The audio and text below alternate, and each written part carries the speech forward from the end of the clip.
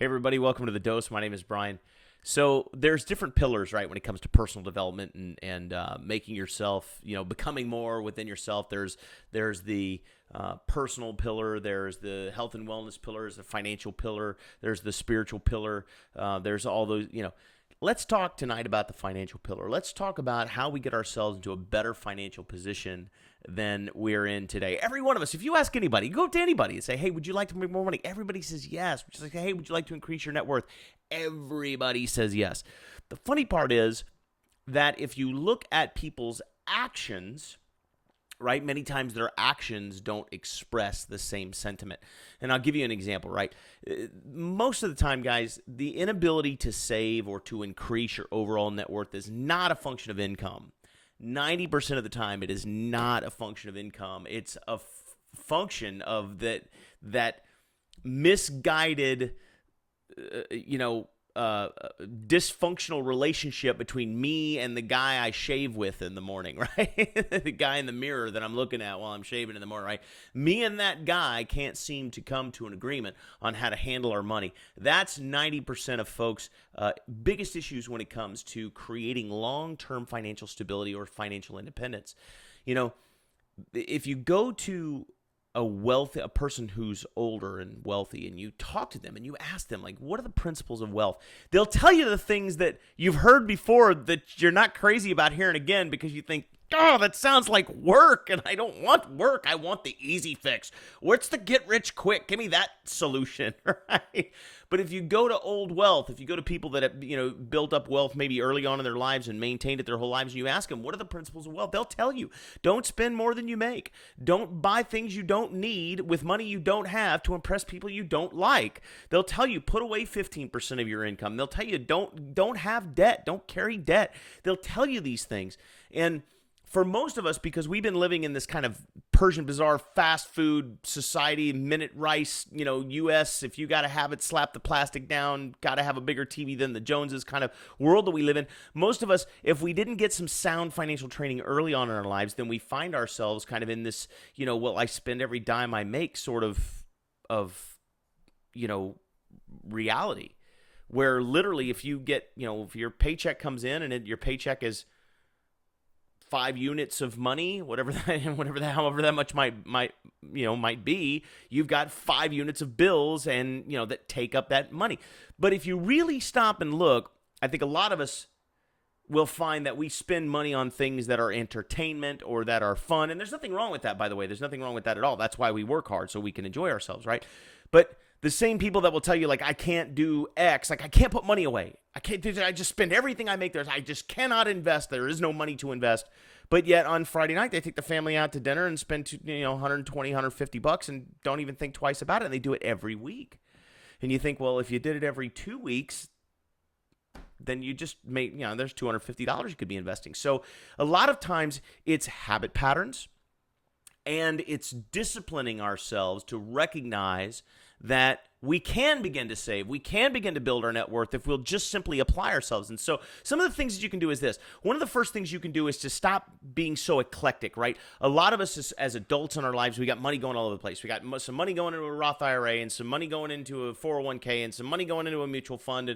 And we're paying on an insurance over here. And we got, the daughter's 529 over here. And I got the college fund over here. And I got, and we got a little bit of money going in all these things. And we're paying a minimum amount on our credit card because we have all this money going into all these other things out here. And here's what you can do. Stop all the madness, the nonsense. I get this from Dave Ramsey, one of the world's most renowned financial coaches. And Dave Ramsey says, look, stop.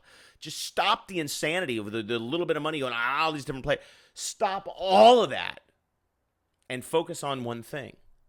So if maybe the problem is you've got 20 grand worth of credit card debt and, the minimum payments on that sucker are, $700 a month and it's killing you, then stop putting all of this money away into all these investments that are making you 1.5% a year or whatever, and just stop that temporarily, and focus all that money. Maybe you're putting $1,000 a month away into all these different investments. So stop all that stuff just temporarily and take that $1,000 a month and put it toward that credit card until it's gone. And 100% focus your energy on doing that. And what's interesting is rather than just be this kind of general, vague, sort of ethereal financial plan, suddenly you're energized because you got a very specific goal that seems attainable because now you got all this extra money you can throw at it. And what's crazy is it begins to build momentum. You pay that thing off, and all of a sudden you're like, dun, dun, dun, dun, and now you got an extra $500 a month or $700 a month that used to go to that minimum payment that you don't have anymore. And now you go, know what I'm going to do? I'm going to put that extra $700 a month toward the car payment. Dun, dun, dun, dun. And now you pay that thing off in a year, and now you got an extra $1,000 a month or $1,200 a month, and you think, ho, ho, ho, I know what I'm going to do with this. Now I'm going to start putting $1,200 a month back into my investments between the car pay, between the 401k and the Roth and the college fund and all that. And that's that $1,200 that used to come out of my paycheck to go there is now the money that I used to be paying on debt that goes there, and I got that extra $1,200 to do what I want to do with. So now I don't have any debt. My investments are still going, and I got extra money to play with. This is great. And you may find that you don't need all that extra money to play with. Maybe you just need half of it. You take the other half and start a new investment, right? Or maybe you can start throwing $500 extra a month toward the house payment and pay your mortgage off 15 years early, right? And now you find yourself 7, 8, 9 years from today with no car payments, no house payment, no debt of any kind, and 100% of your paycheck goes to paying Uncle Sam his portion, and the rest is to invest or travel or do with as you please. Or start pumping just crazy dollars into retirement and retire 5 or 10 years early. You see where this is going? So a lot of it is discipline, and you can start right now from where you are right now. You can begin to do this. So even if you're not putting a single thing away, nothing goes into savings, nothing goes into investments, nothing, you spend 100% of what you make. Just do this. Just say, I'm going to take 5% of my paycheck. And I'm going to stick it over here. I'm going to pretend it doesn't exist. I'm just going to stick it over here and pretend it does not exist. And do that every paycheck. And take that money and focus it on one piece of debt, one payment, one something you want to get rid of. And focus it. You'll find you'll never miss the 5%. You'll never miss it. That 5% is a couple fewer dinners every month, or one less new flat screen TV every 2 years. You'll never miss it. Or every year, whatever. You'll never miss it.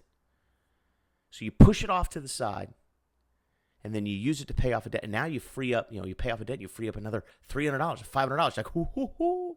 Now you can take that, you can push it towards something else.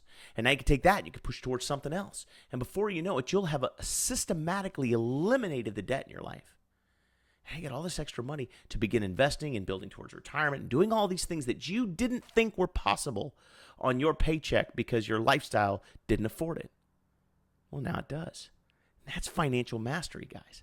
So begin to get your arms around this first pillar, this financial pillar, by getting focused on what you want to eliminate first, and then build it out from there. That's the dose, guys. Go make it a great week.